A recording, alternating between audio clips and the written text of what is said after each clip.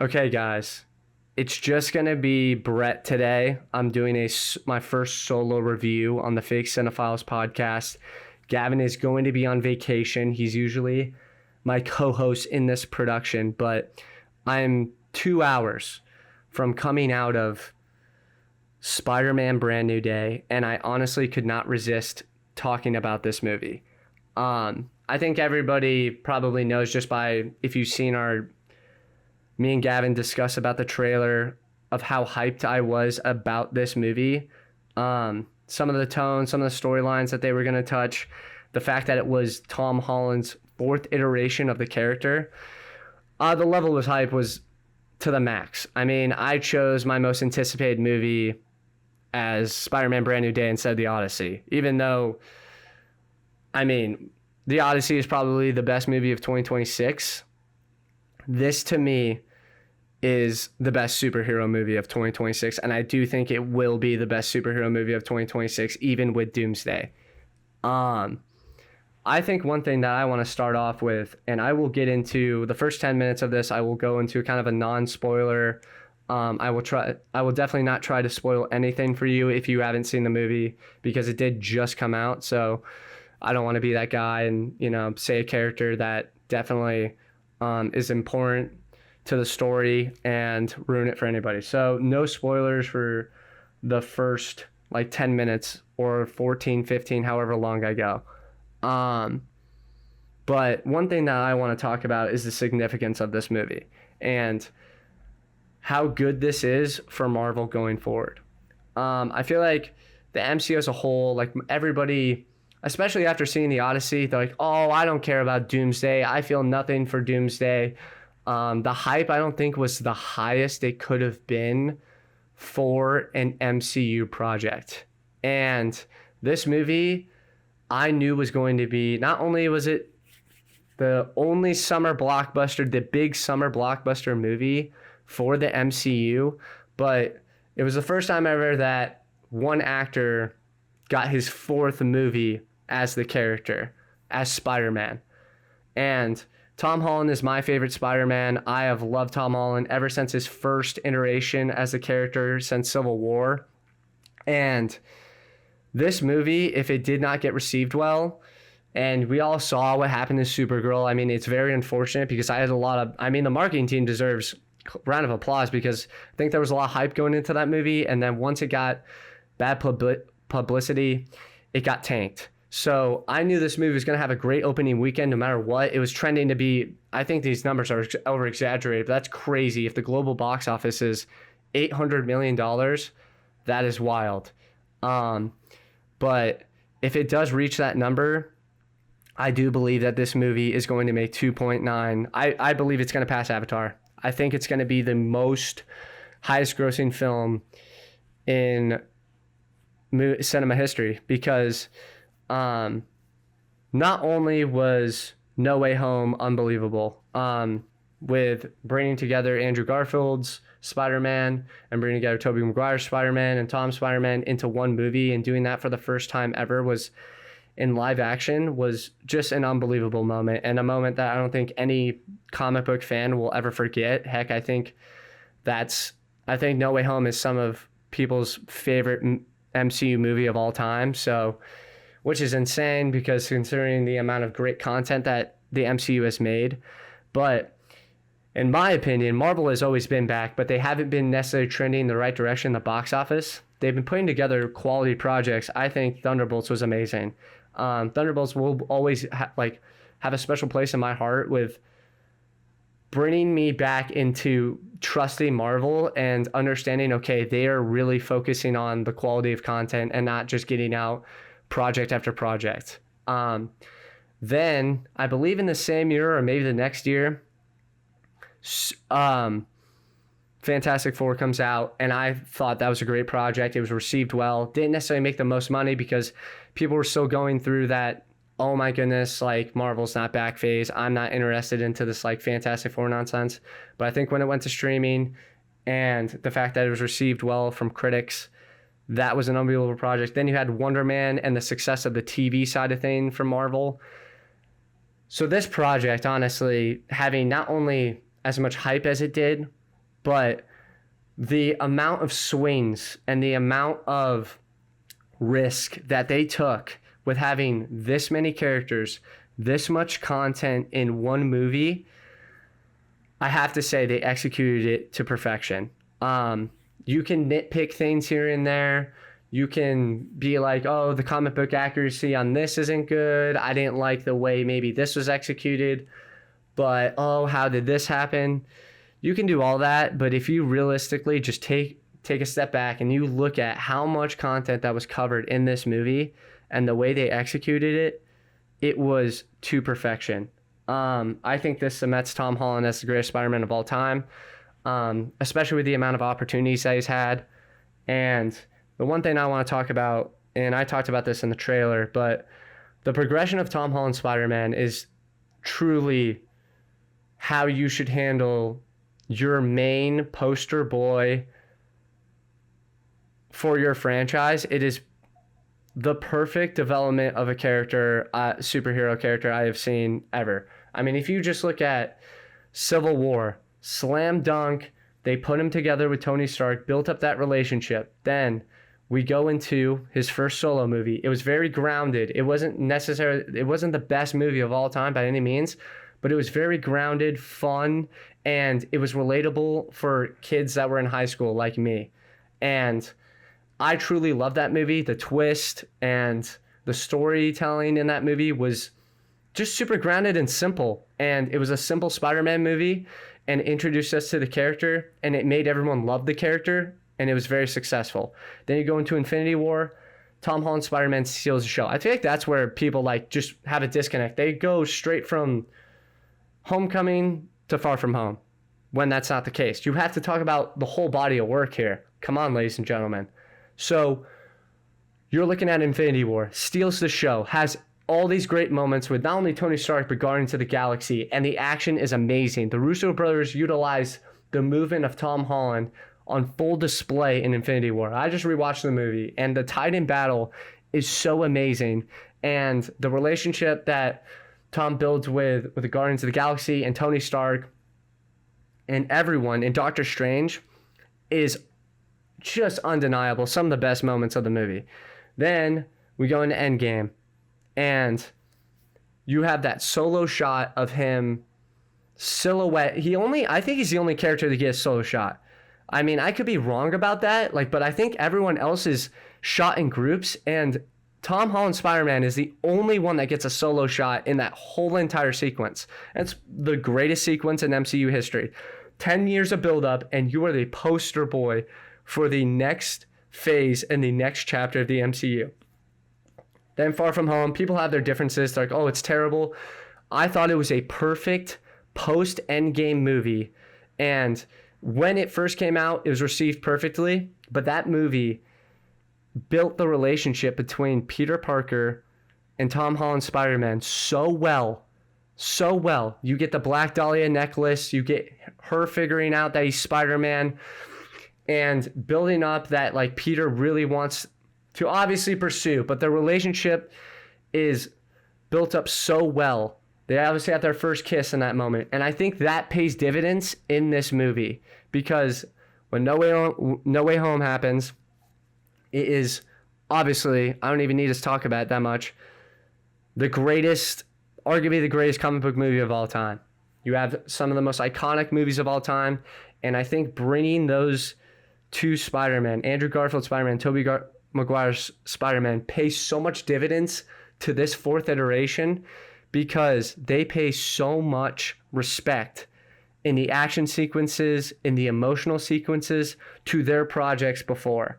And that's what I have to say, because people just wanted, oh yeah, let's why isn't Uncle Ben dying? Oh yeah, this is all unfamiliar.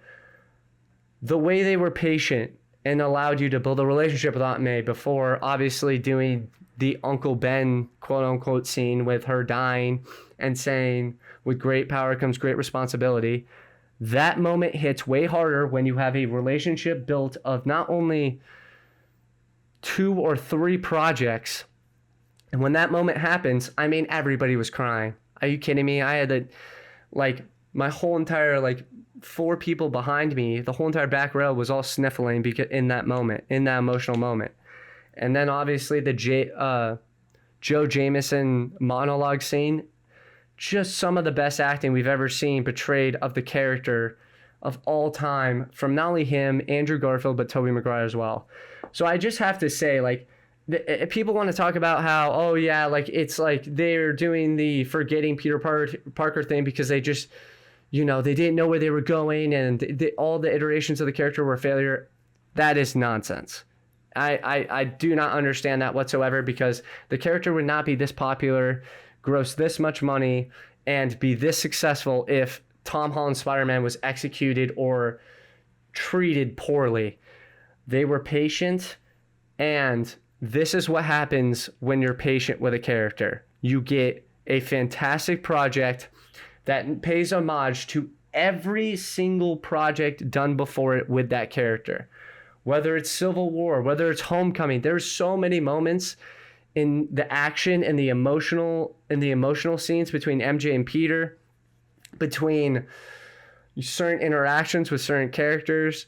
I mean, the side characters play such a huge role in this movie. And if you're not a fan of Ned and if you're not a fan of Zendaya's MJ, then like I completely understand where you're coming from.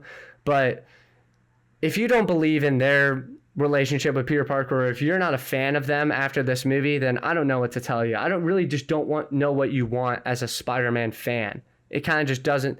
That would irk me the wrong way if you're like, oh, I hate Ned, he's not that funny, or I hate MJ, like she doesn't like give any emotional depth to Peter Parker's character. I think after this movie, everybody is a fan, and that's where I like have to give complete credit to everybody involved in this project. And it comes from everybody, not only the director, but from, you know, the visual perspective, from the cinematography perspective, from the storytelling, the writing perspective.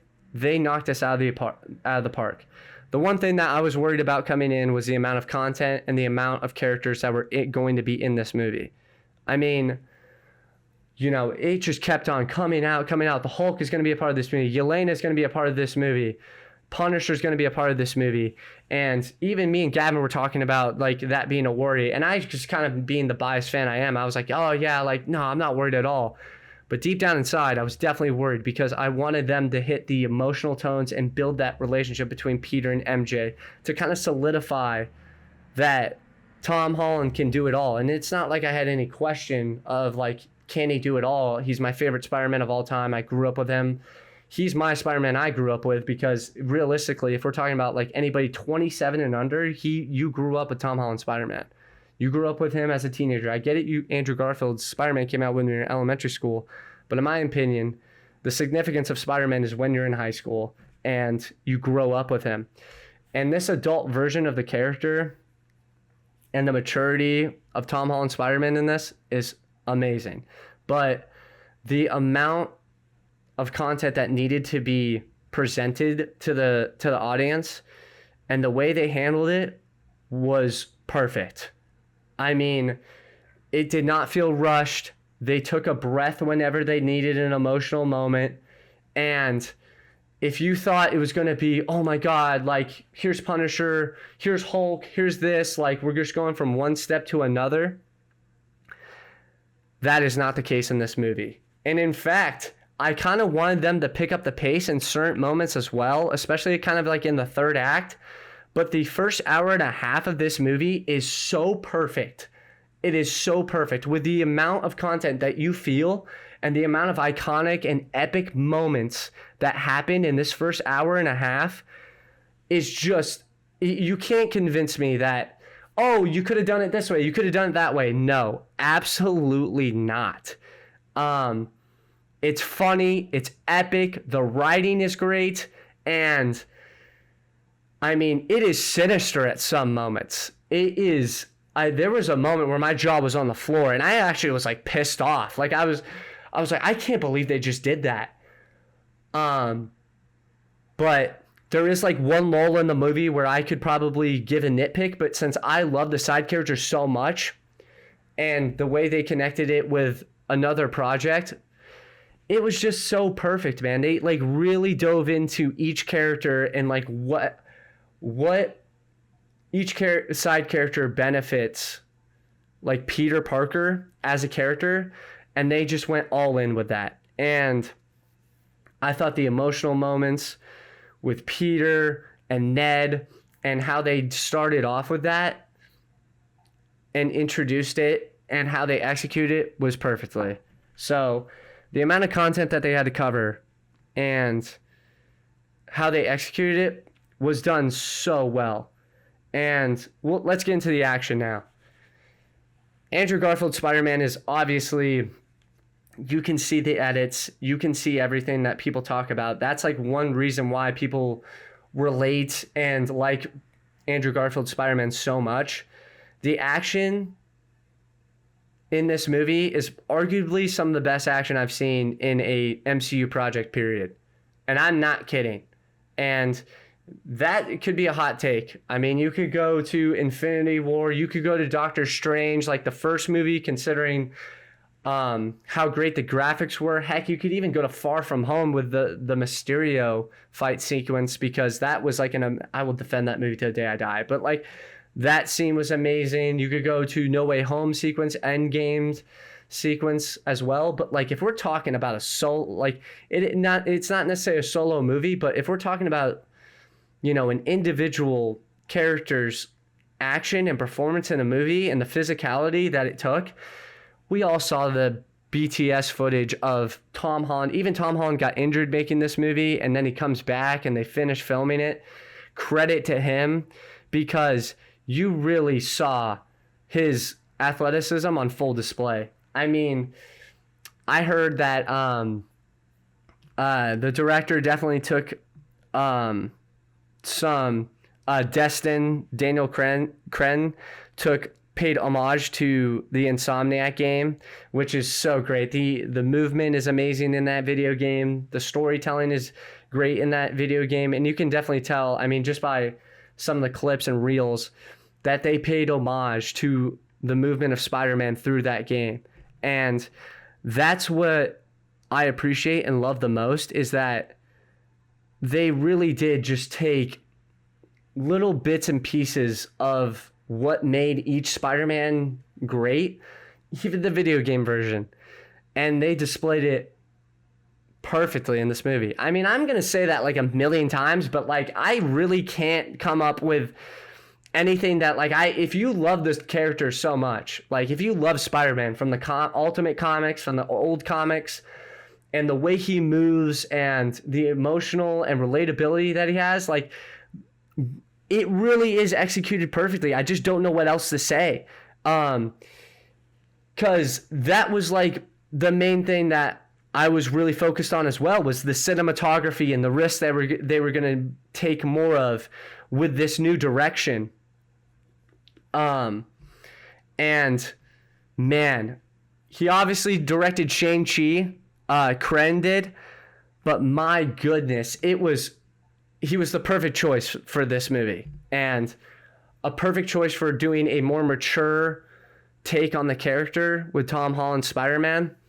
And yeah, the action, the cinematography, there's certain sequences where a certain character's power is displayed, psychic powers that were unbelievable. I mean, it was like a straight shot from the eye into the mind, and it was absolutely amazing.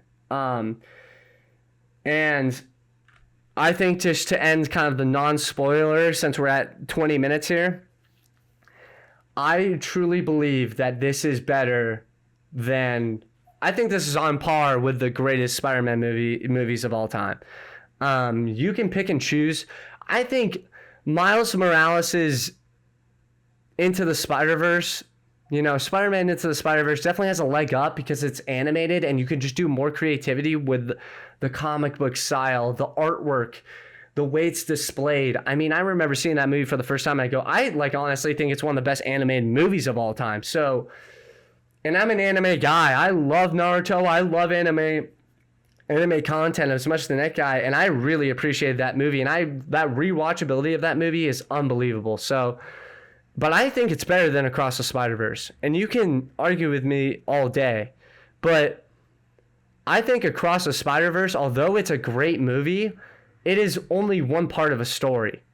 And Brand New Day covers just as much content as Across the Spider-Verse does. And it's one story told in the same amount of time. And everybody's still fiending for part 2 of Across the Spider-Verse, but realistically, if we're looking at this as just one conclusive story, you got to give it to Brand New Day, because we're still left on the cliffhanger of Across the Spider-Verse isn't finished. If you want to talk about a full project, okay, fine.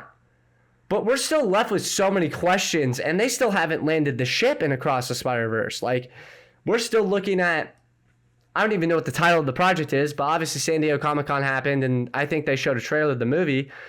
But with the delays and stuff, I mean, I think you have to compare it between Spider-Man 2, Into the Spider-Verse, and this movie, and Spider-Man No Way Home. And if you want to put any of those as the top movie of all time, I think you can. But I think when it comes to the core of a Spider-Man story and the amount of risk that they took, I think you have to give this to Spider-Man Brand New Day. I mean, I'm really just living in the present right now, and I'm definitely having that phobia of like, oh, I just saw this movie. I really do think it's the greatest of all time. But if you really look at the significance, too, of this movie and this project, like, this gives Marvel, like, 17, like, it covers the whole entire Phase 7. I don't even know what phase we're in, but 2028, they're coming out with so many projects. Black Panther 3, Shang-Chi, Ghost Rider. I mean, you literally could take the budget that they're going to make from this movie, and they're going to put it all into that phase. And they could even make, like, TV shows from it. So the amount of profit that MCU is going to make in Spider-Man Brand New Day and Doomsday is going to be insane. And that's why I think I put it kind of above, like, and I get it, No Way Home kind of had that same effect because it realistically was probably the only great movie in that phase besides, like, maybe Shang-Chi, but Shang-Chi ending kind of, like, rubs me off the wrong way. But, yeah, I think Spider-Man Brand New Day is up there, man. You could pick and choose, but oh my God, if I rewatch this, I was getting emotional multiple times. And I mean, probably just because of the state of my life, like how relatable it was with me being 27, you know, me being on my own, and like me growing up with this character. It's like what it's meant to be. It's what it's meant to be.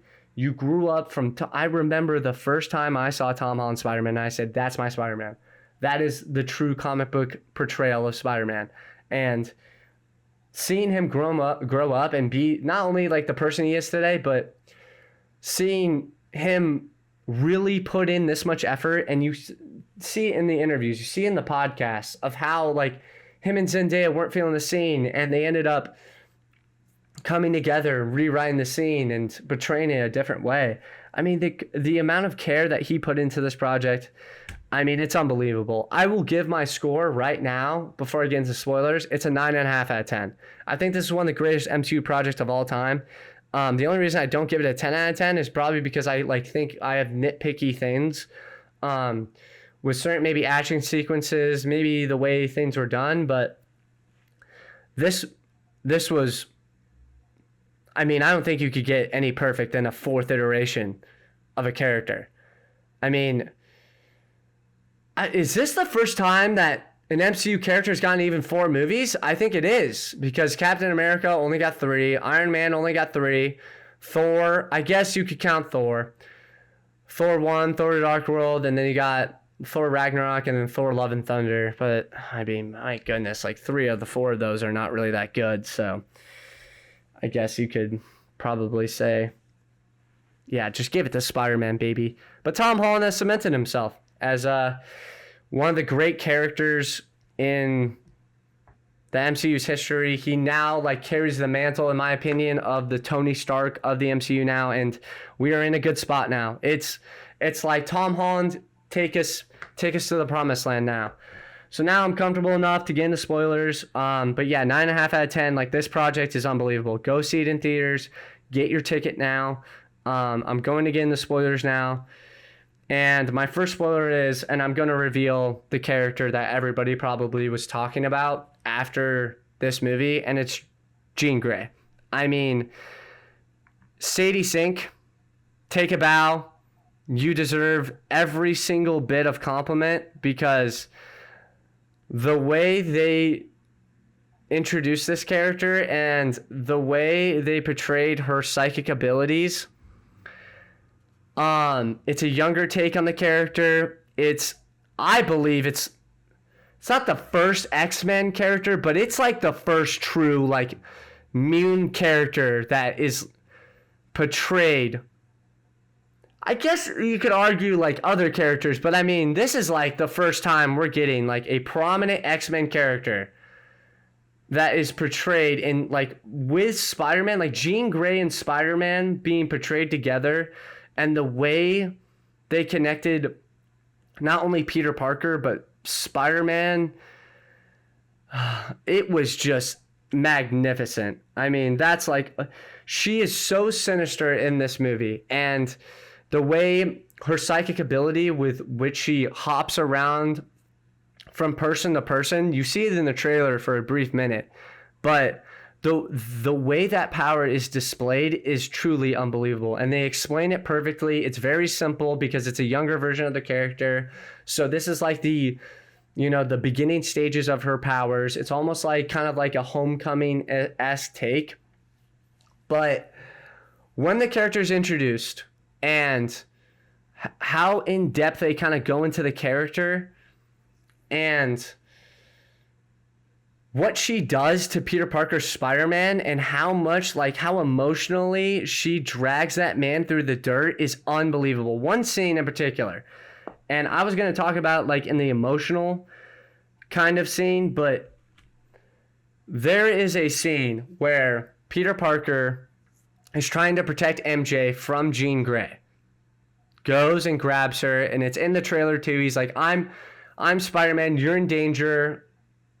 Jean, he doesn't specifically say her name, but Jean Grey is targeting you. We need to go. So he swings her into a safe, like secluded area with a silver billboard. I don't know what that, probably Silver Surfer, I assume is like what the significance of that is, but takes her to a secluded area. Peter and MJ have an emotional moment together, and it's very reminiscent of Tobey Maguire's Spider-Man and MJ.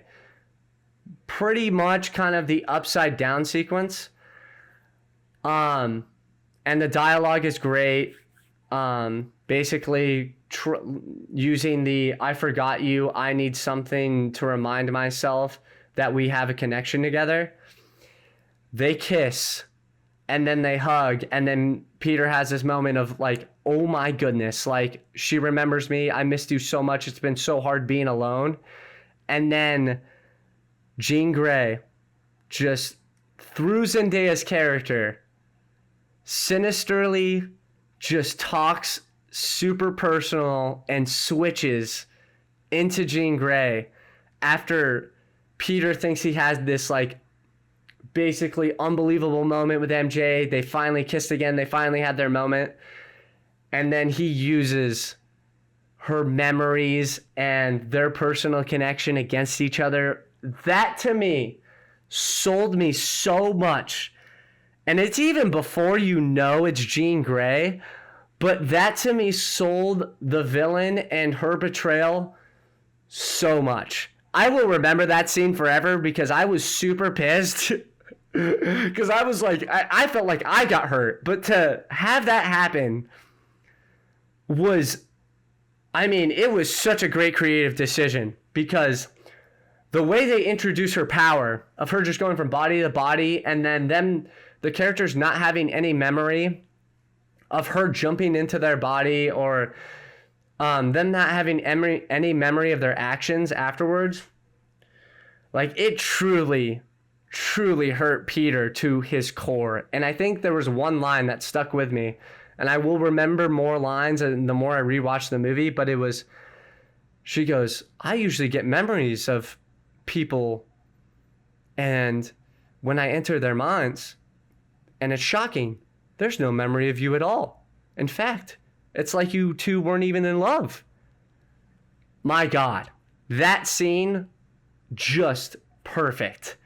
But Sadie Sink getting introduced as Jean Grey was a huge moment for me. I kind of want to talk about it first because I thought she was a huge highlight of the movie. She portrays the character perfectly. I thought they killed the mutant side of this, and having that connection, because we obviously know the storyline of Peter going through the cycles of a spider and mutating basically into a spider, and him needing to regulate his hormones or whatever. Him having that immune connection with Jean Grey was a highlight of the film for me as well. It gave them a more personal connection, kind of a personal beef for like the first hour and 45 minutes. And that to me, like, was perfect. And it really cemented me that, oh my goodness, like, wow, Spider-Man was truly the perfect movie to introduce Jean Grey. And you just wouldn't think that. You would just think, oh yeah, they're going to introduce her in X-Men, or maybe they're going to introduce her in Doomsday. But having this significant of a character introduced in Spider-Man, I mean, I don't think people like, I still think obviously the red hair and everything, but I mean, people obviously like had their suspicions and they kind of like guessed it. Even Gavin guessed it perfectly. But man, she was so sinister. The writing for her character was great. Her backstory was unbelievable. I'll get to the backstory on Jean Grey and how they portrayed it in the third act. Because the third act for me was unbelievable, and there's kind of a bridge to the third act. It almost kind of feels like two movies, but I like that because of how much content they covered. But Sadie Sink as Jean Grey, unbelievable. It was definitely an aha moment for people. I remember in the theater, people were like, oh my goodness, they're doing this. So because they kept her power so simple also, I thought that was a strong suit. And it was super cool the way they displayed it. They were kind of, once they introduced it and once they introduced the basics of it, they went all out with it in a certain sequence, which leads to that sinister moment, because you kind of are, oh, he saved MJ. And then when she comes out that she took over MJ's mind and then gets super personal with Peter, that to me was one of the best scenes of the film and really solidified the stakes and her power and how strong her psychic powers are and how she can maneuver. And the way Peter figures it out too. He's like 33 feet. He ends up like trapping her power in a helicopter at one point in a sick action sequence. So that to me was a super, like, it was a great moment in the film and it really stuck with me. And they also dove into her character a lot more in the third act.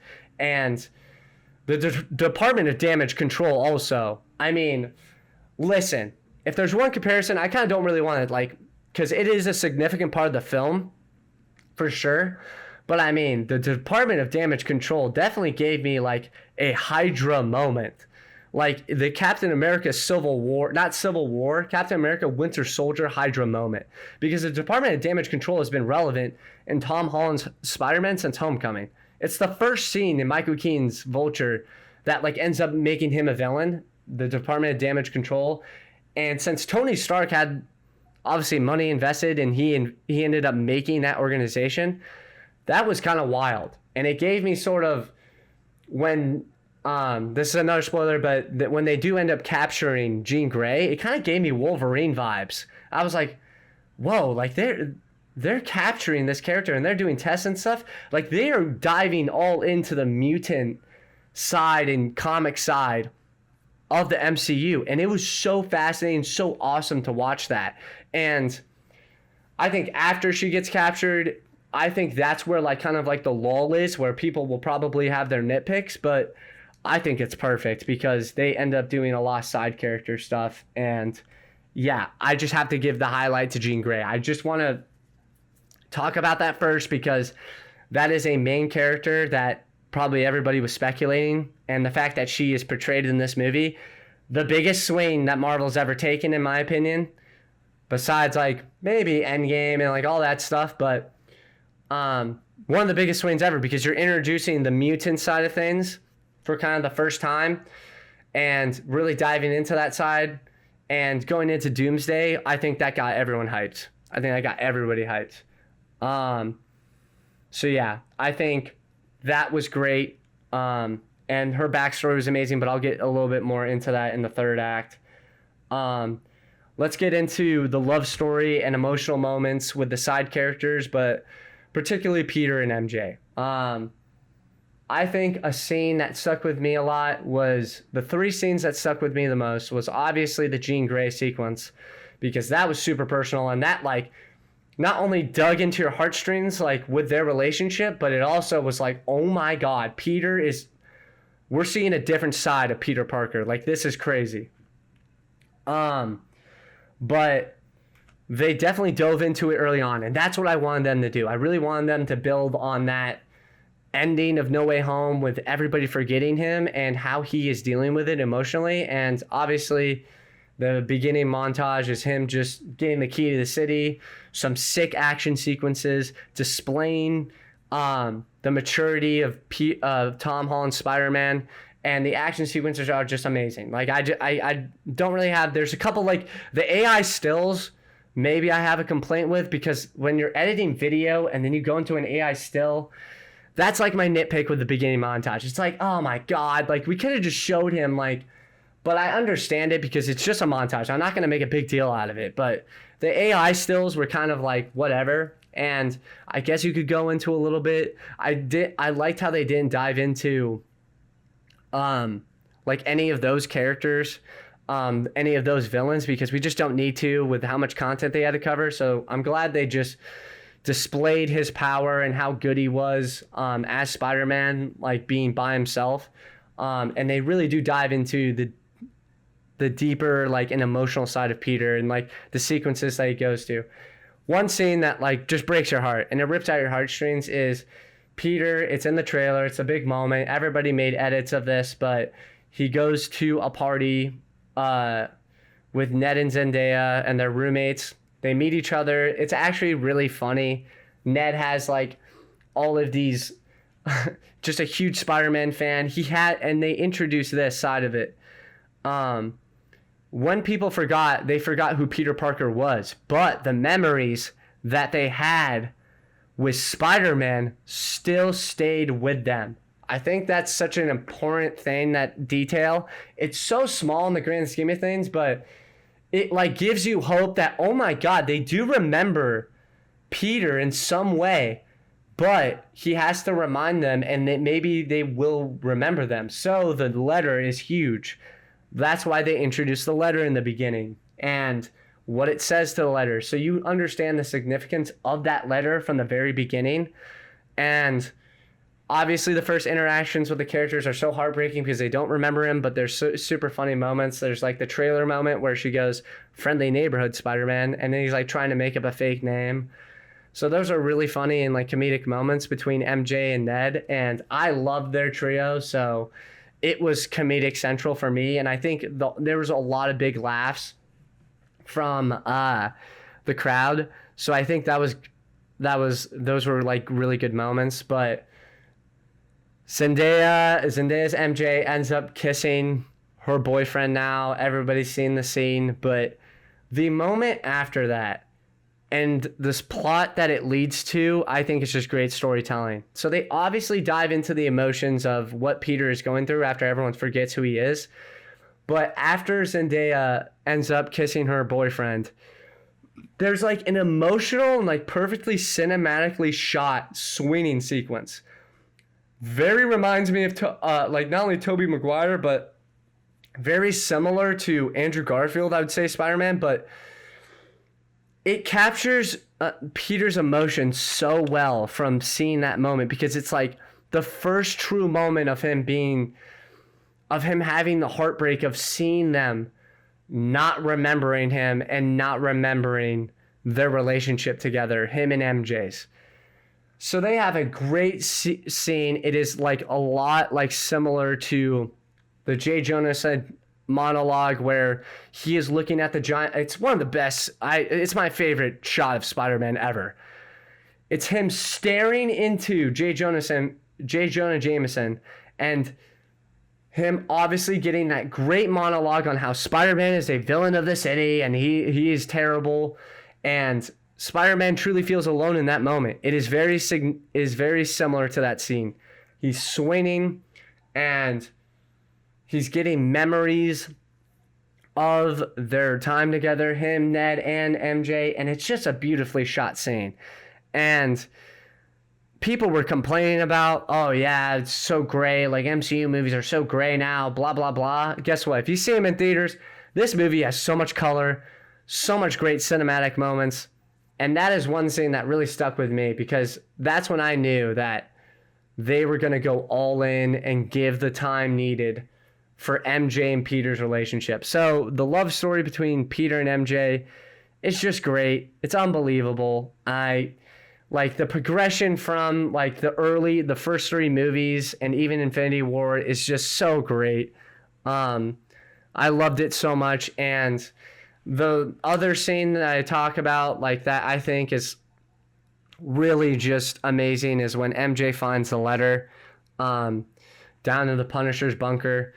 It's after an action sequence. It's after a big sequence. And it ends up kind of being a bridge into the third act of the film. But it is such a great emotional moment between the two characters. And her describing that, yes, like if what you're saying is true, but I have no recollection of our memories or our time together. And she actually asked him, you can give me the satisfaction or me talking to Peter Parker. And she points to the paper and he ends up taking off his mask and they have like their first conversation with each other. Peter Parker to MJ since she forgot him. And it is just a perfectly executed moment. Everybody shut the hell up in this moment. And it just killed me, because it was, to paraphrase, her telling Peter that it doesn't matter like what he does because she has no memory of him. Yes, they could build memories, and yes, they can build a relationship, and yes, in the back of her mind, just by reading the letter, there was a relationship there, but she has no recollection or no emotion towards their relationship with each other. And him apologizing, him feeling sympathetic in that moment, it was so well executed. And those three moments for me are what just absolutely killed it from an emotional and relationship side of things. And you knew it was going to be important. I'm probably like spending too much time on it, but I don't care. It was so perfectly executed, and they gave it so much breadth and time. And that's what I appreciate the most, is that sequence was probably 2 to 3 minutes, and you felt all 2 to 3 minutes of their connection. And obviously, Tom Holland and Zendaya are in a relationship together. They are married in real life, and you can feel that 110%, but in a mature, like in your 20s, like relationship. And it's the first time that they get that because of how they progress the characters. They progress them from when they were kids into the adult versions and the college versions that they are now. And that to me is amazing. And there's so many funny, goofy moments with the Punisher, MJ and Peter. When they're introduced together, they're like a comedic hit in the theater. So that was great. I mean, I just have to highlight those. So Jean Grey and the MJ relationship are kind of like my two top tier moments and the two top tier storylines that I was worried about coming into it. And I was even worried that they were going to even execute it. But they executed it to perfection. And I was so hyped. And I was just really excited to see them go all in with it. And I mean, it's one of the best relationships in the MCU now. I really don't. They even paid homage to Andrew Garfield at one point when Zendaya gets thrown off the building after the sinister Jean Grey moment, and then he ends up saving her. And honestly, for a second, I thought she was going to die. And They even have an emotional moment where you see Jean Grey escape MJ's mind, and then she gets the like worry. Oh my god, it's so good. Everybody acted so well, and the side characters were just portrayed perfectly. I'll get into Ned a little bit, but like, I mean, he doesn't really he gets a lot of talk in a certain moment, and it's super funny to see them interact with like Legos and stuff from like Homecoming. So he's not really necessarily the main thing. He's kind of not necessarily an afterthought, but he gets his moment to shine for sure in the beginning, middle, and the end of the movie. So I mean, they just executed the MJ and Peter storyline perfectly. Now let's get into probably one of the more epic moments of the film, and I think everybody was talking about this coming into it. Oh, how are you going to get a grounded level Spider-Man if Hulk is going to be in this? Guess what? There is no problem whatsoever, ladies and gentlemen. I mean, this was so awesome, and it was perfectly necessary because I want to go into the Banner side of things. So, when Banner and Peter interact, it definitely gives off Osborn and Peter Parker in Tobey Maguire's Spider-Man days. Them talking science about controlling the molecular structure of their powers is probably like a top 5 conversation. It's like Avengers 1, when Peter and Banner, or when Tony Stark and Banner are kind of shooting up like science talk. That's what I got from this. And even Banner just figuring out like that he's not one of his students was so awesome. And it's kind of a quick scene. It's like 2 to 3 minutes. But that's what I'm saying. Like, the writing is so good that you want to stay in these scenes for longer, but they get everything out of it and they leave the scene perfectly to where that's what I'm talking about. Like, the scenes don't feel drawn out. They don't feel rushed. Everything felt like so perfectly timed, and we got everything out of that character moment between Banner and Peter. And it was cool to see Peter in MIT. I have to say, like, even in a classroom, and then him having that talk was awesome. And them explaining how they're going to fix the molecular, how they're going to fix, like, how Peter's going to fix the struggles that he's having with his powers and everything, just like Tobey Maguire did in Spider-Man 2. So that to me was super fascinating and a great character moment in this movie. It was truly fascinating. I thought it was awesome, and I can't wait to see them. Hopefully Mark Ruffalo stays on. I don't know what the talks are with that, but if they do stay on and they do end up being prevalent in the Secret Wars project, then that's going to be awesome. And let's just get into it. So Jean Grey ends up infecting the mind of Banner and ends up using Hulk against the Punisher and Spider-Man in the middle part of the movie. The Hulk and Spider-Man fight, I know everybody was worried about it. Like, how is it going to make sense? But it truly is like a top 10 fight for me in the MCU. And it is definitely top 5. As like an individual one-on-one character, it gives off Thor Ragnarok, Thor versus Hulk vibes. It is unbelievable. And I love that Peter utilizes not only every single aspect of being Spider-Man in this fight, from the way he shoots web grenades, to the way he maneuvers and runs away from Hulk. Those sequences are just perfect. And they definitely nerfed Hulk a little bit, I think. I think everybody's going to be talking about that, but I mean, the fight is executed to perfection, and there are some shots and some cinematography that is used in the fight that is just awesome. I think at one point they flip. It's just been like, it's my first viewing, so like they end up when Hulk is obviously coming through. I think it was an homage to the Black Widow scene in Avengers 1, but just the shot of him chasing Spider-Man after he ends up getting tangled in webs and just running through the hallway. And then Spider-Man and Hulk fighting on the side of the building. Spider-Man jumping off of debris and end up uppercutting Hulk, and then Hulk smashing the shocker tool. It was unbelievable. And just truly, like, I've had, maybe The Void had like that sort of awe for me. Maybe the space sequence of Sue Storm giving birth, like in flying through a black hole. Like, that gave me aha moments in this like phase of MCU where they're at. But that fight will stick with me forever. And it was just awesome. Like, it is an awesome comic book fight. It is great. It is one of the best MCU fights of all time. I love Thor and Hulk's fight in Avengers 1, and that's what it kind of gave off to me. It was short but impactful at the same time, because it was the first time we've seen real Hulk since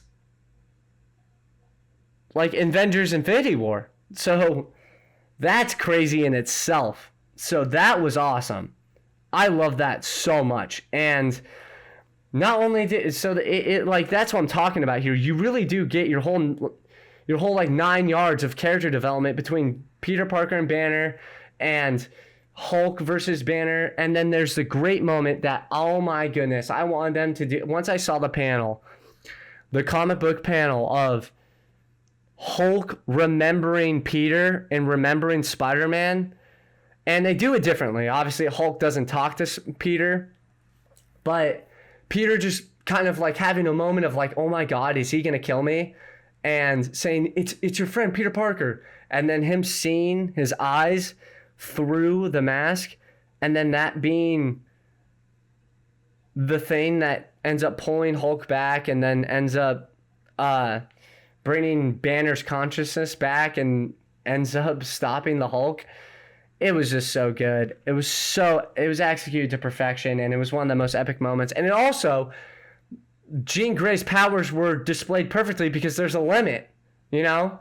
She's super young in her powers, but her powers aren't perfected, and that's what I loved about that scene also.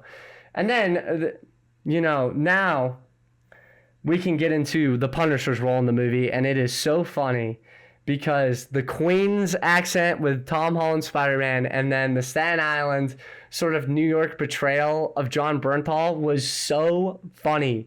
It was amazing. And there's just so many they bring up like a Staten Island mission that they were together, and Peter's like, I saved your butt. Like, so this is how you treat a person. And it is just so funny. It's hilarious. It's very comedic. When John Bernthal and Tom Holland have like a great connection. We saw it in the Hot Ones interview, and their connection was just so great in this movie. He was super funny. MJ convincing the Punisher to go help him, and then him running at with like an M16 with an artillery gun at the Hulk and just shooting him and just doing his classic Punisher scream was so great. It was such an awesome sequence, and like another addition to that fight that really I thought was great. And then they have like great character moments.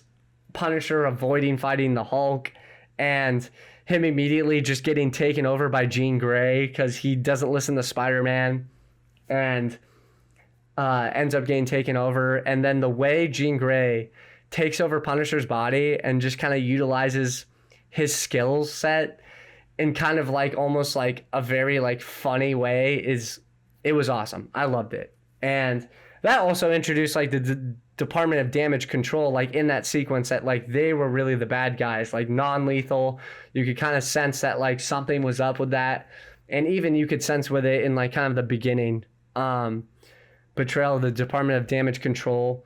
I forget the character's name, but he's in Severance, and he did a great job as the director of Department of Damage Control. He was unbelievable. I really love him. He's been in a couple side roles ever since his stardom hit after Severance. So he was great. I loved him. But the Punisher plays a very like great role, and that's what I'm saying. You have all these characters, and then Yelena's super funny because, come on, I mean she's been great in every portrayal that she's in. Arrow, you have Arrow. You obviously have Black Widow. She stole the show in Black Widow. She was one of the characters that ended up being super popular. Not Arrow, Hawkeye, my bad, on the TV show. But Hawkeye, Black Widow, and then you have Thunderbolts. And she stole the show in Thunderbolts. I mean, she was amazing. The one scene that obviously sticks with me, like, is I'm so alone. And she really dives into the emotions of the character of Yelena and like became a fan favorite in that movie because her and Ben's connection.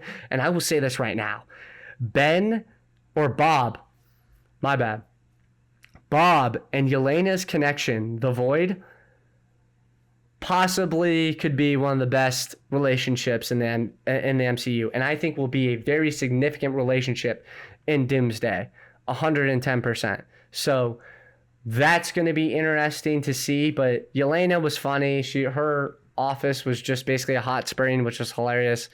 I just thought it was funny, and that was a good comedic moment between Peter and Yelena, like making him take off his clothes, and then like he only has his mask on. So that was a really funny moment, and I thought, like, people thought she was going to be in action. She was the most side character of side characters, and then her introducing, like, I think the like messaging of the movie as well, like she introduced it. You don't have to do this alone, Spider-Man. And that to me ended up carrying on through the movie and was super important for the third act of the movie, which like I will get into right now because I'm already at like 56 minutes, but the third act of the movie is amazing. It's so good. And the reason why it works so well is because they utilize, I think, 30 minutes of the movie for great side character development and just good, reminiscing on these characters' relationships between Ned and MJ. MJ draws a picture of Peter, referencing that she draws a picture of people in crisis, obviously from Homecoming. And then you have Ned and Peter as Spider-Man, obviously, playing Legos together, which is super hilarious. They're making movie references together. And then even MJ just kind of nudging him along that, like, hey, like, you can tell him, like, I think he could take it very well. So, that was very cool. That was awesome. But then once Jean Grey is captured, after their big fight with the Hulk, she ended up getting tranquilized, and with the inhibitor, there we go. I was trying to think of the word the whole entire time, but with the inhibitor, that ends up controlling her powers, and making her weaker, obviously. And after she's tranquilized and captured, we get backstory into Jean Grey. Now, some people will probably like complain, be like, oh, it's too slow. This was just such a grounded flashback, because once she gets tranquilized, she goes, Sarah. And I'm like, who the heck is Sarah? Because I'm not really too familiar with the comics. I'm not like a comic book guy. I read the Ultimate Series Spider-Man of comics. So I have some familiarity with that, but I even kind of like don't really remember it that well. I like remember like certain big moments, but that to me, like as a casual, like as a cinematic viewer of the MCU, I was like, Sarah, wait, what? And then figuring out that it's her sister, and then them diving into how her sister got captured, their relationship, how close they were. They even reference how their mom gave them up, which is like very X-Men-ish. And how they both were dealing with that and their perspectives on that and their relationship with their parents and like their opinions on their parents. And then seeing Sarah get captured and then save Jean, and then this be her motivation, the whole motivation and kind of like the whole entire third act. That to me gave her Like, big moment in the movie, so much significance. Because the whole entire time, they reference VMAX. And it's what Jean Grey is looking up, and even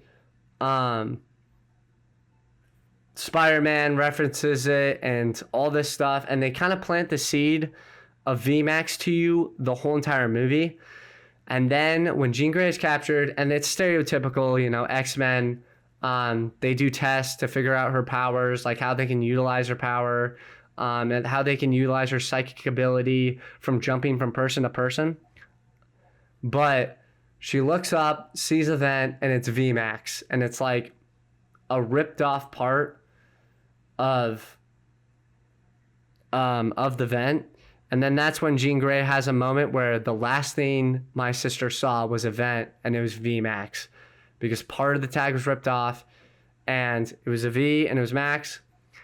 And when Jean Grey freaks out and matures as not only a character, but her powers as well, and she goes stronger and stronger, and then ends up releasing like her full capabilities of her power and freezes the whole entire, like, basically like half of New York, or the whole entire section of New York, like 100 feet.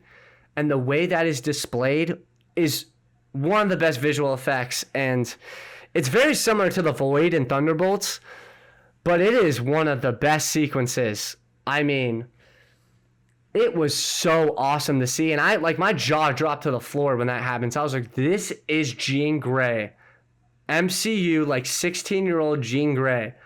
I mean, very young portrayal of the character, but it just displayed the future and what they're going to do with the character and how strong she is. Because after that, she breaks through, captures the director of damage control, and then has when Doctor Strange got captured, holding up shards of glass, psychic ability to his face, ready to kill him. And then takes over. I forgot. I'm just going to call them the Red Ninjas. It's my bad. I forgot the group's name, but it's fine. But then once Peter figures out and then comes into the third act and then ends up breaking into the damage controls facility, it then sets up one of the greatest, I mean, I keep on saying this, but it truly is one of the greatest fight sequences in Spider-Man history. I mean, Jean Grey controlling the ninjas and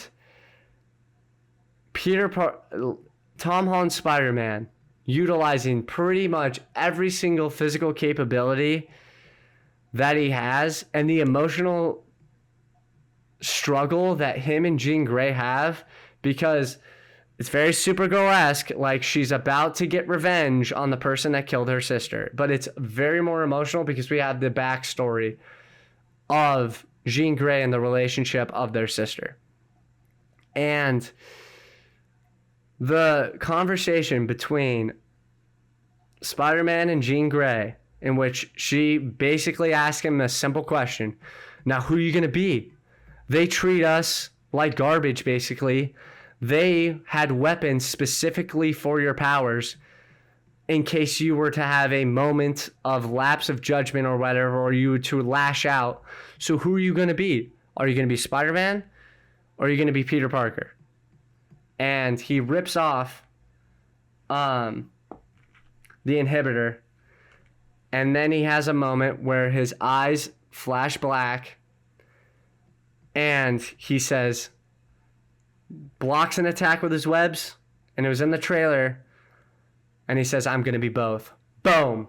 And then the full display of Peter's power, because he fully matures and controls the cycle of him becoming a spider and what he's been dealing with on a molecular level. And his strength and the action sequences that are displayed afterwards are just, it's peak cinema. It's amazing. And as a Spider-Man fan, I'm going to remember the sequence of him literally doing kind of a tornado webbing, I would describe, but shooting multiple webs and then capturing all of the red ninjas and doing sort of a spin move, you could say. He jumps up, does the tornado of webbing, captures everyone, and then just does a superhero landing. I mean, it is so perfect. It was amazing. The way his combat sequences in that moment, it's some of the best choreography in the MCU too, just because it's very anime-esque. I'm a big anime fan. And they obviously paid homage to the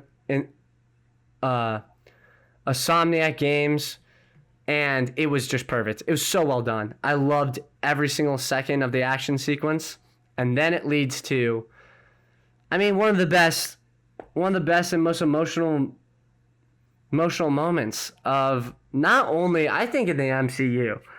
And it's Jean Grey. It's very Supergirl-esque. Like, it happened in Supergirl, but they did it in such a more emotional way because they utilized her power. They utilized her power to have her a moment of realization of who she is and what she was going through. And they gave you a tease of it, of what Peter's memory of Aunt May. And the way they did it was amazing. I mean, they zoom into Peter's mind, and he's sitting on the bed, and he's having a conversation with Aunt May.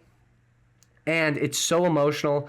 It's him becoming a superhero and the impact of him becoming a superhero and what it's going to lead to in his life later on. And it's not going to get easy. And how you always have to not isolate yourself, and you're never alone, and you don't have to do it alone. And you're a beautiful person. And Jean Grey going into his mind, taking over that memory, and then sitting down and having Aunt May and Jean Grey have that conversation like she is Peter Parker. Come on. I mean, come on, people. Like, it's some of the best writing. It's some of the best character work. It's crazy to me that they did this, and not only was it a vulnerable moment for, like, Peter's character and Tom Holland's character, because she goes, I mean, she is displaying her capabilities as a superhero and her psychic abilities on full display. And Peter goes, dive into my mind. And even Jean Grey has a moment of hesitation because it's like, what? You want me to dive into your mind? And when she dives into her mind and has the conversation with Aunt May, come on, people. Come on. I probably just broke the audio there, but it is truly such a well-written scene. It is perfect. And, I mean, I don't know how else you want them to display emotion for a superhero, but it was so X-Men-like, it was so Professor X-like, but the reason why it hits harder is because it's Jean Grey doing the mind control, doing the psychic effect, and her experiencing what Peter was experiencing and having that connection with Peter Parker was, I mean, I was tearing up, I was crying, people were crying. It was awesome. It was awesome. And it gave Aunt May more character development, not even character development, but it solidified her character, and it solidified the moment of her passing, even though it was already super amazing and so well done because she got killed by Green Goblin, who's one of the best villains in the Spider-Man's universe and all the iterations of Spider-Man before. But I mean, my goodness, it was amazing and so well written and just captured the whole entire purpose of and messaging of the movie. You don't have to do this alone. And that's what Tom Holland was preaching the whole entire press tour. But them displaying it to the extent that they wanted to display it was great. It was such a good emotional moment, and I appreciated it, and that's what I wanted from this film, and that's what they gave us. And, you know, if you have a problem with that, then I don't know. Just don't watch Spider-Man movies. Like, that's all I have to say. Like, if you're giving this movie anything below a 9, I mean like a 8.5, you're crazy, because this is peak Marvel. This is the most peak Marvel we're going to get, with the pacing of the movie, with how they took care with certain scenes, with the writing, the action, and the cinematography, and the colors, the emotional and relatability of this movie is second to none. And I think it goes a step above No Way Home. I think it's better. I think the Jean Grey and Tom Holland sequence of him saying, like, we're all going through this, we can go through this together. When Jean Grey has that moment where she goes, why? I'm all alone. I'm the only person that has to deal with this. And he goes, you have me, so I guess you're not alone. And then it cuts to the Punisher. And don't give me this. People will have a problem with this, but the Punisher trying to snipe Jean Grey after she froze and took over everybody, like Professor X-like, in the city. I mean, it's perfectly in line with his character. It's perfectly in line with his thought process, and he references it multiple times. And he's like, what else am I going to do? Let these people's brains go to mush because this 16-year-old can't control her powers? So it was so X-Men-like, and it was so mutant-like, and I think this is where Marvel is going to get back into the stuff, the traditional hero storytelling. But when you hear the sniper shot and then you see Tom Holland Spider-Man step in front and take the bullet, I mean, oh my God, I thought he was dead. And I know I'm gullible. I understand that. And like, oh, how could you think he died? But he dies in the Ultimate Series comics. So, spoiler for that if you wanted to read that comic, but it's like 10 years old. So, I thought they were actually going to kill him. And I thought they were actually going to kill him off, and I thought they were going to go with Miles Morales, and I thought they were going to go crazy with that. Crazy. Absolutely crazy. Tom Holland's acting is on display fully, and it's a very emotional, down-to-earth, and it is I'm just such a fan of his Spider-Man, I didn't want him to die, so I got very emotional, and my jaw was on the floor, and I was like, are they actually going to do this? But instead, they use it as a great emotional and character-building moment, and everybody is waiting outside the hospital. There's I Heart Spider-Man. There's a great news monologue about how he's in critical condition, and Punisher's like outside the waiting room, and you can feel the weight of the moment because you actually thought, because of the comics, because they based a lot of it on the Ultimate Series comics, like Kevin Feige has said that before, but you thought that they were going to kill him off. But, you know, I had it kind of in the back of my head. I was like, dude, they can't do this. Like, he just made the company $2.9 billion. He's going to make the company $2.9 billion. Like, there's no chance. Or he's going to make them like $2 billion. I think this movie's going to be like, everybody's going to go see this in theaters like 6 times. But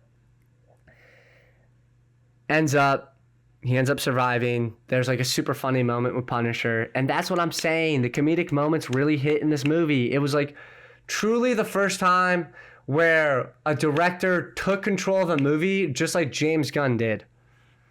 I like that same level of creativity and storytelling. Kren definitely went on James Gunn level here. And Destin, thank you. Just thank you, because it was such a peak experience in the movie theaters. Every single time I've seen a Spider-Man movie in Tom Holland's, the theater's been packed. It's been always a great experience. And, you know, however, like how people feel about the earlier movies, they got received well, like in the beginning, but how they're received now, I could not care less, because this movie just, after that moment, it solidified the character, because what happens after that is one of the, like, just, I get emotional thinking about it. But Tom Holland, Spider-Man, coming out, and nobody knows his identity because it's all forgotten, and you kind of have this moment, you're like, oh my God, are they going to remember his Spider-Man? But then Punisher, you know, puts on the mask and is like, basically faking everyone out. They're like, yeah, Spider-Man's okay. The news starts going off. Spider-Man has recovered perfectly from his critical condition and surviving the gunshot wound. And Peter is in the middle of the crowd.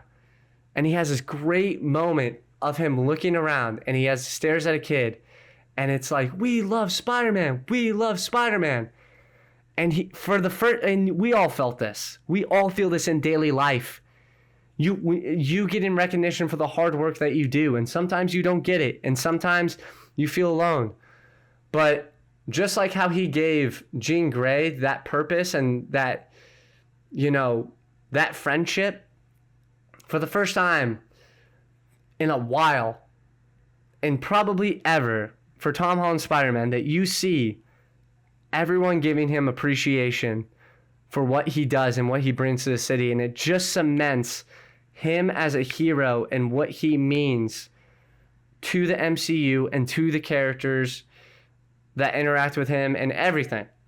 The whole entire lot. And it just cemented, it was a very Andrew Garfield little kid moment, TASM 2. So it was beautiful. And the movie ends with him, doing the handshake with Ned, which is a great character moment, one of the most iconic handshakes in not only the MCU, but comic book history. Come on. I mean, he does it at the end of Infinity War, does it in Homecoming, does it in Far From Home, and it's just such a great character moment. And he goes, Peter.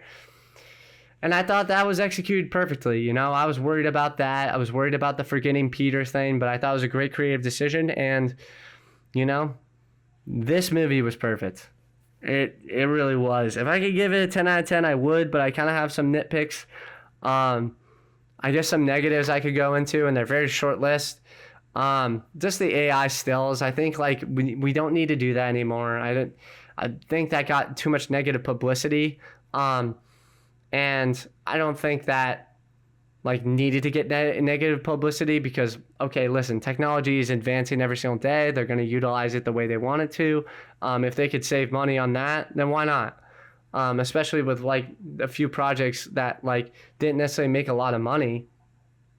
They have every right to utilize technology the way they want to. I'm from a storytelling perspective, it should never be used. If you want to write a script, you got to use great script writers, and they should be paid the way they should be paid because it showed off in this movie. And yeah, it truly meant a lot to me that this movie was a success, and it will be a success because people loved it. I asked multiple people after the showing, did you like the movie? And they go, that movie was awesome. So I think it's going to get received well. Already got a 98% Rotten Tomatoes. Not that I use Rotten Tomatoes for everything. I think they've gotten some things wrong recently. So it was perfect down to the core. And I thought another negative, I thought the bridge between the third act and the first hour and a half, I thought that could have been cut down. Don't get me wrong, I love the three characters interacting. But I think you could have probably cut that Ned and MJ scene a little bit to kind of give them at least just increase the pacing of the movie. But that's pretty much it for me. This movie took so many swings. It was hyped up, and it lived up to the hype, and you have to appreciate that when you get it. It's, we haven't had that for a while in the MCU, I'd say. A movie that gets hyped up really, really a lot, and then it ends up delivering, not only in the box office, but in the content as well. So this was amazing. I love the movie. I'm a big Spider-Man fan. I love Tom Holland's Spider-Man. I've rewatched this movie so many times, and how they pay homage to the first 3 movies and the Infinity War tropes and stuff like that. It's great. It's 9.5 out of 10. And yeah, that's all I really have to say. This movie was a huge success to me. It's kind of disappointing because I feel like Supergirl could have been not necessarily on the level of this movie, but I felt like like the ending too was so similar to Supergirl's ending that I'm like, damn, like what a missed opportunity from Supergirl. But the MCU's on a roll, and I will leave and end the podcast with this. If you were not trusting Doomsday, if you were not hyped about Doomsday, if you were not hyped about the MCU, you know, you watch the Odyssey and you go, "Oh, I feel nothing for Doomsday, blah blah blah." I think Spider-Man Brand New Day changes that narrative. And I think it brings a level of confidence that that all fans should have after Endgame, after Infinity War, and even though the two projects after Infinity War kind of didn't deliver for me, I feel as though this movie is up there with some of the best Spider-Man and MCU movies of all time. And if I had to pick one, if you put a gun to my head and I had to pick one, Spider-Man Brand New Day or No Way Home, I get it. No Way Home was like kind of revolutionary, but it's just, I think Spider-Man Brand New Day is just a little bit above it with the character it introduced, Jean Grey. How much pressure was on this movie to succeed and how much it delivered. Yeah, man, this movie takes the cake for me. It is probably my favorite MCU movie of all time. And no, it's not my favorite MCU movie. Infinity War is, but like it's my favorite. It might be my favorite Spider-Man movie of all time. It's up there with Spider-Man 2. It's up there with Spider-Man No Way Home, and it's up there with Spider-Man Into the Spider-Verse. I'm not afraid to say that. We could definitely be picking straws about which one's better. And even Across the Spider-Verse, because I've already given that argument. I think Across the Spider-Verse, although it's a great movie, it's only one part of a story. And this has just as much content, not as much characters, obviously, but, you know, has a core group of like really popular and prominent characters in the MCU, and they deliver on every aspect. So they're getting good, man. And I have so much trust in X-Men. I have so much trust in Doomsday now. And I have so much trust in all of the MCU projects going forward. I think their casting has been amazing with Ryan Gosling as Ghost Rider, and I do forget his name, but the actor from The Long Walk, who I absolutely adored his performance, and he's going to be the new Black Panther and son of T'Challa. So they're killing it right now, and you can't deny them. And I love that we're in this stage of Marvel now, because it just gets the hype up for all the nerds in the world to be like, okay, if Doomsday succeeds, my goodness, Secret Wars is going to be amazing, because they're going to take their time and really flesh it out. And that might be one of the only movies of the MCU, but if they leave us on a good note with Doomsday, we're chilling. So that's my solo review of Spider-Man Brand New Day. Let us know, me and Gavin. You will get Gavin's opinion when he comes back from vacation on the 7th. But yeah, let us know what you think about it down in the comments. I thought the movie was amazing. Let me know what you liked, what you didn't like, and what you thought of the movie. I mean, Marvel's back. Spider-Man, Tom Holland Spider-Man, cemented as probably the greatest Spider-Man of all time, in my opinion. But Andrew Garfield, you know, should have gotten a better attempt at the character, but maybe he'll get an attempt at it in the future. Who knows? But 1 hour and 23 minutes and of great Spider-Man talk. You know, we always love to get these types of movies, and when the MCU delivers, they deliver, man. Hype for Jean Grey, hype for the Banner and Peter Parker connection, hyped for the MJ and Peter Parker connection as well. And also, if you think Far From Home was a bad movie, guess what she was holding at the end of the movie? The Black Dahlia necklace. And guess what made the walk away at the cafe when they first meet each other, when Peter first meets her after she forgets him? The Black Dahlia necklace, and it's cut in half. Symbolic, people. Far From Home was a great movie. That's my last thing I'll say. Can't wait to hear what you guys thought about the movie. Can't wait to hear more about the movie. Can't wait to see people's reviews on the movie. And we'll see you guys next time.